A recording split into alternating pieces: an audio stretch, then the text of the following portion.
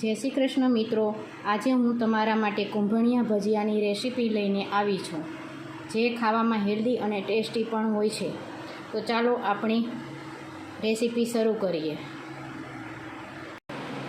કુંભણિયા ભજીયા બનાવવા માટે મેં અહીંયા મેથી, મરચું, કોથમીર અને પાલક લીધેલો છે. તો બધું આપણે સારી રીતે મિક્સ કરી લઈએ.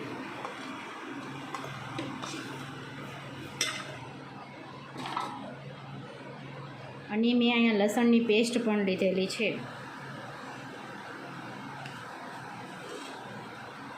જો તમારી પાસે લીલું લસણ હોય તો તમે લીલા લસણનો પણ ઉપયોગ કરી શકો છો.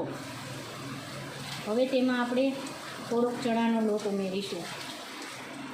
કુંભણિયા ભજીયામાં આપણે બહુ ઝાઝો ચણાનો લોટ ઉપયોગમાં નથી લેવાનો, એટલે આપણે થોડો કરીને લોટ ઉમેરતા રહીશું.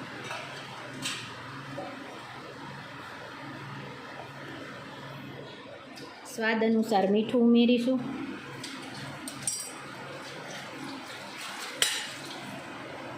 અને 1 લીંબુ ઉમેરીશું. આ ભજીયા એકદમ હેલ્ધી છે, તેમાં એકેય પણ સોડાનો ઉપયોગ થતો નથી. અને ચોમાસું આવે એટલે બધાને આ ભજીયાની યાદ તરત આવી જાય છે. હવે આપણે એમાં થોડું પાણી એડ કરતા જઈશું અને હલાવતા જઈશું.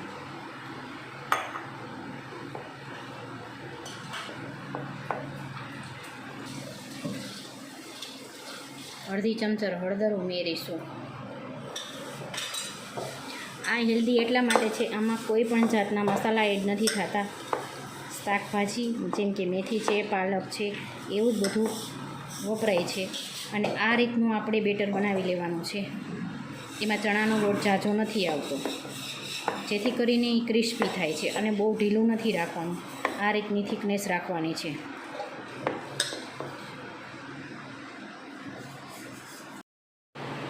મેં અહીંયા તેલ પહેલેથી ગરમ થવા રાખી દીધું છે.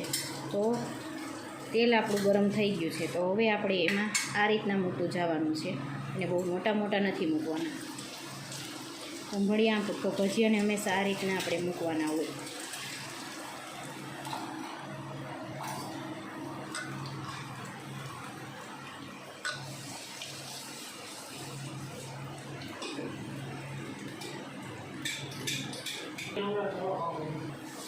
આપણે કુંભણિયા ભજીયા બનાવવા માટે ગેસની સ્લો ફાસ્ટ રાખવાની છે.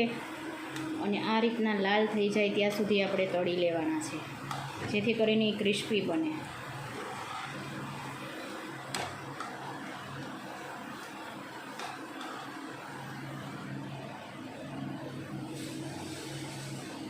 તો મિત્રો, જો તમે આ રીતના કુંભળિયા ભજીયા બનાવશો તો છોકરાઓને પણ ખાવામાં હેલ્ધી થશે, અને તમને પણ બનાવવામાં પણ આસાન છે. તો આ ઘરેથી તમે જરૂર એકવાર ટ્રાય કરજો અને કમેન્ટમાં જણાવજો. અમારી ચેનલને લાઈક કરજો, શેર કરજો અને સબસ્ક્રાઈબ કરજો. અને તમે કમેન્ટમાં અમને જણાવજો કે અમારી રેસીપી કેવી લાગી છે, તેથી અમને નવા વિડીયો બનાવવા માટે મોટિવેશન મળતું રહે.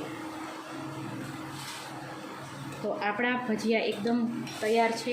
હવે આપણે એને એક ટ્રેમાં કાઢી લઈશું. તો તમે જોઈ શકો છો, આવી રીતના ભજીયા બને છે. કુંભણિયા ભજીયા આને કહેવાય છે.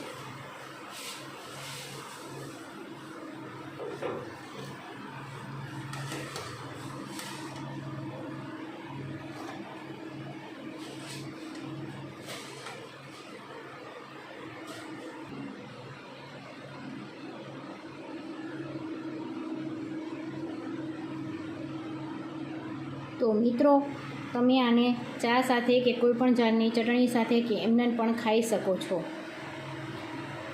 તો જુઓ કેવા સરસ બન્યા છે. અમારો વિડીયો જોવા બદલ થેન્ક યુ.